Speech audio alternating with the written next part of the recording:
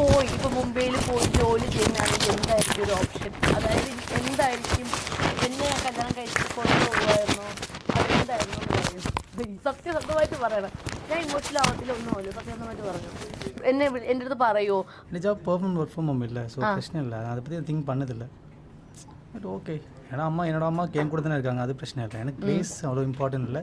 പക്ഷേ இந்த relatives friends எல்லாம் கொஞ்சம் ஓகே தான்.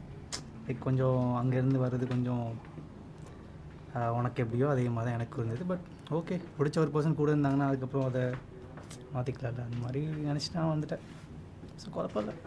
ഓക്കെ, ഞാൻ ഇതുവരെ ചോദിച്ചിട്ടില്ല. ഞാൻ ഇതുവരെ ചോദിക്കാത്തൊരു ക്വസ്റ്റ്യൻ ആയിരുന്നു അത്.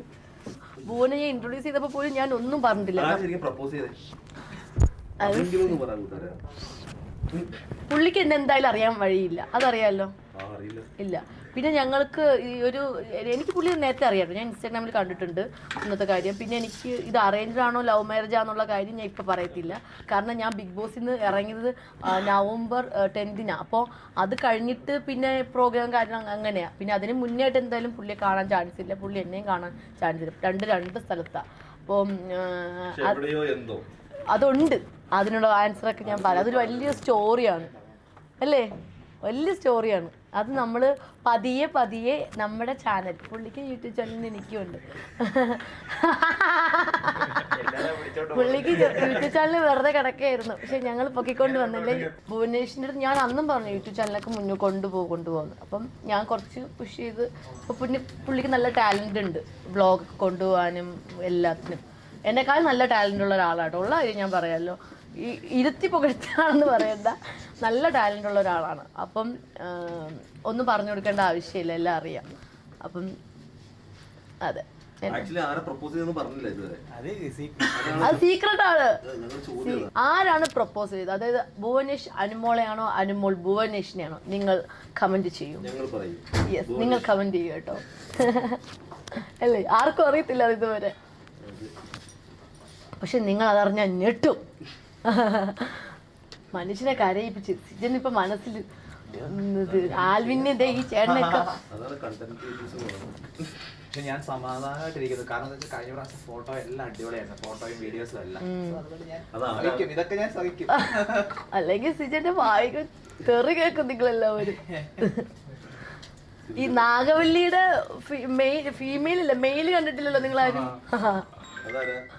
സിജന, സിജന്റെ ഈ മുടിയൊക്കെ ഇങ്ങനെ നാക്കിയാൽ മതി.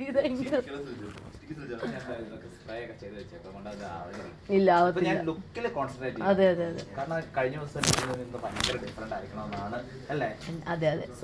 ഭുവനേഷിന്റെ മലയാളം ഭയങ്കര രസമാണ്, എനിക്ക് ഇഷ്ടമാണ്, എനിക്ക് കേൾക്കാൻ ഭയങ്കര രസമാണ്. നമുക്ക് മലയാളം അറിയാത്ത അത് പഠിച്ചു വരുന്ന ആൾക്കാരില്ലേ, വേറെ ലാംഗ്വേജിലുള്ള ആൾക്കാർ, ഹിന്ദി ആണെങ്കിലും ഇംഗ്ലീഷ് ആണെങ്കിലും തമിഴാണെങ്കിലും, അപ്പോൾ അവർക്ക് സംസാരിക്കാൻ കേൾക്കുമ്പോൾ ഭയങ്കര ഇഷ്ടമല്ലേ. അപ്പോൾ അത് ഞാൻ എപ്പോഴും എൻ്റെ അമ്മയുടെ വെച്ചിട്ടുണ്ട്, എല്ലാവരും ഫാമിലി എല്ലാവർക്കും തമിഴ് അറിയാം. അപ്പം എല്ലാവരും തമിഴ് അവൻ്റെ അടുത്ത് ഇങ്ങനെ കഷ്ടപ്പെട്ട് സംസാരിക്കുമ്പോൾ ഞാൻ പറയും, നിങ്ങൾ ആരും തമിഴ് സംസാരിക്കരുതേ, മലയാളം സംസാരിക്കുക, അവൻ പഠിക്കട്ടെ എന്ന് പറയും. അപ്പം അത് കേട്ടിട്ട് ഭുവനേഷും അവരുടെ അടുത്ത് മലയാളം സംസാരിക്കുന്നത്, കുറച്ച് മലയാളം തമിഴ് കൂടെ മിക്സ് ചെയ്ത്. അപ്പം അത് കേൾക്കാൻ ഭയങ്കര രസം, ഞാൻ ഇങ്ങനെ കേട്ടുകൊണ്ടിരിക്കുന്നത്. സാപ്പിട്ടാച്ചാ എപ്പടി ഇருக்கு നേരെ ഇருக்கு. ഇല്ല ഇല്ല, അവിടെ തന്നെ ഇരിക്കും. പക്ഷെ നല്ല രസം. എന്തെങ്കിലും ചോദിച്ചു, ഇനി എൻ്റെ മാത്രം ചോദിക്കില്ലേ, പുള്ളി എടുത്ത് പോ. കവർ ചെയ്യുന്നുണ്ട്. ആരെടുക്കുന്നുണ്ട്? ഇവിടെ ആളുണ്ടോ? ഭൂവിനോട് ഭൂ ഒന്നും മിണ്ടുന്നില്ല, എന്തെങ്കിലുമൊക്കെ ചോദിക്കുക. ഒന്നും പറയില്ല, നമ്മളെ കണ്ടനൊന്നും കൊടുക്കല്ലേ പോവാ. എന്താ എന്ന് പറ, ആറ് പറ, എന്താ പറഞ്ഞേ? ഇല്ല ഇല്ല, കളിയാക്കൂല. ആര് കളിയാക്കും? നിന്നെ ആരെങ്കിലും കളിയാക്കും? ഞാൻ ഉണ്ട് ചോദിക്കാൻ. പിന്നെ ഞാനോ? ഞാൻ പിന്നെ നിന്റെ വൈഫല്ലേടാ, അപ്പൊ ഞാൻ കളിയാക്കിക്കോളൂ. നീ എന്നെ കളിയാക്കാറുണ്ടല്ലോ അല്ലേ? പക്ഷെ ഭുവൻ ആരെങ്കിലും കളിയാക്കി?